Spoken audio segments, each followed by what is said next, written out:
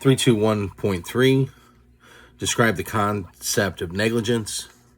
In civil law, negligence is an unintentional tort involving a failure to exercise the degree of care, prudence, and foresight that a reasonably careful person would display under identical circumstances, resulting in foreseeable injury or damage to another. 321.4, describe the elements of negligence. There are 4. To successfully prove negligence in a civil suit, 4 distinct elements must be established in order. The first one is duty of care, a legal obligation requiring the defendant to conform to a specific standard of conduct to protect others from foreseeable risk. 2, breach of duty, a failure to fulfill that legal obligation by acting carelessly or failing to act when required.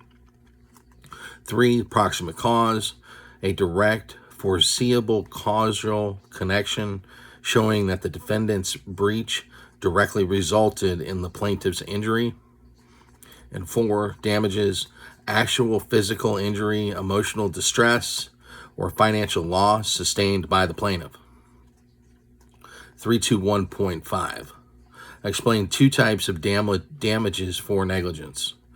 First one is compensatory damages, financial compensation designed to directly reimburse the injured party for their actual losses, such as medical bills, lost wages, and property damage.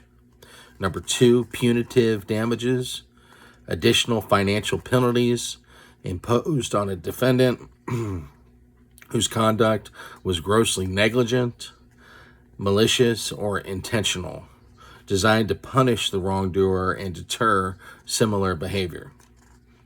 322.1, explain your legal justification to act.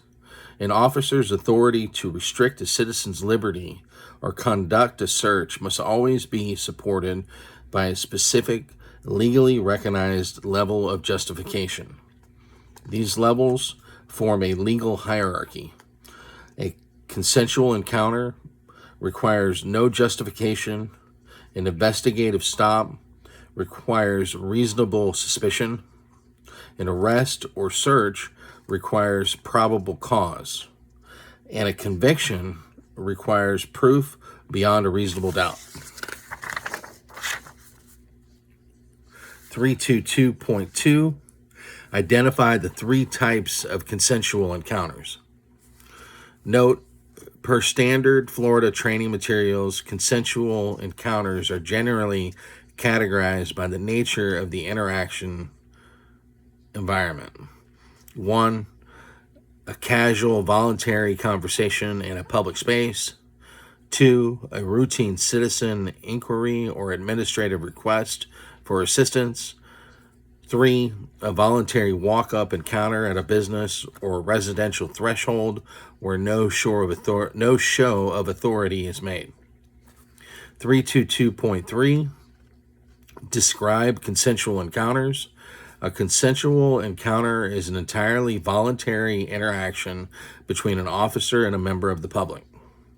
The officer may ask questions, request identification, or ask for consent to look through property, provided they do not use force, block the person's path, display weapons, or command compliance. The citizen remains free to ignore the officer, decline cooperation, and leave at any point. 322.4, describe the concept of reasonable suspicion. Reasonable suspicion is an objective, articulable basis consisting of specific facts taken together with rational inferences from those facts, leading an officer to suspect that criminal activity has occurred, is occurring, or is about to occur. It is more than a mere hunch or generalized suspicion, but requires a lower standard of certainty than probable cause. 322.5, explain the legal justification for a Terry stop and frisk. Under the Terry doctrine, An officer may temporarily detain a person for an investigative stop if they possess reasonable suspicion of criminal activity. Furthermore, if the officer has an additional articulable reasonable suspicion that the detained individual is armed and dangerous, they may perform a limited, warrantless pat-down of the person's outer clothing, otherwise known as a frisk, solely to look for weapons. 322.6. Describe how an officer can legally use a pretext stop. A pretext stop occurs when an officer stops a vehicle based on a minor lawful violation, such as an equipment defect or traffic infraction, to investigate a separate, more serious offense for which they currently lack reasonable suspicion or probable cause.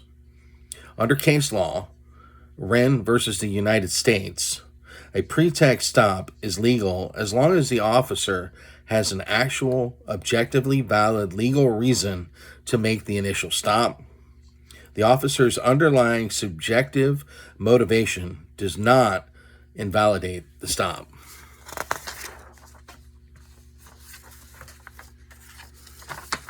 (322.7) Describe the legal standard of probable cause. Probable cause is a fluid, objective legal standard establishing a fair probability based on a totality of reliable facts and circumstances that a specific crime was committed by the suspect, or that evidence of a crime is located within a particular area. It requires more than a suspicion, but does not require absolute certainty or proof beyond a reasonable doubt. 322.8. Describe legally recognized sources for developing reasonable suspicion or probable cause. First one is personal observation. Direct sensory perceptions of the officer, otherwise your sight, smell, hearing. Informant tips, information from confidential informants, citizen witnesses, or anonymous tipsters evaluated for reliability and corroboration. Official communications, BOLO alerts, dispatch transmissions, and official law enforcement databases such as FCIC or NCIC. Suspect behavior, fleeing from police in a high crime area, nervous behavior, or giving contradictory or evasive answers. Physical evidence, discovered contraband, tool marks, or physical signs of a struggle. 322.9. Describe the legal standard of proof beyond a reasonable doubt. Proof beyond a reasonable doubt is the highest legal standard of proof in the American judicial system. It requires the state to present evidence so stable and convincing that it leaves no reasonable doubt in the mind of an ordinary person regarding the defendant's guilt on every element of the charged offense. This standard is strictly required to secure conviction in criminal trials.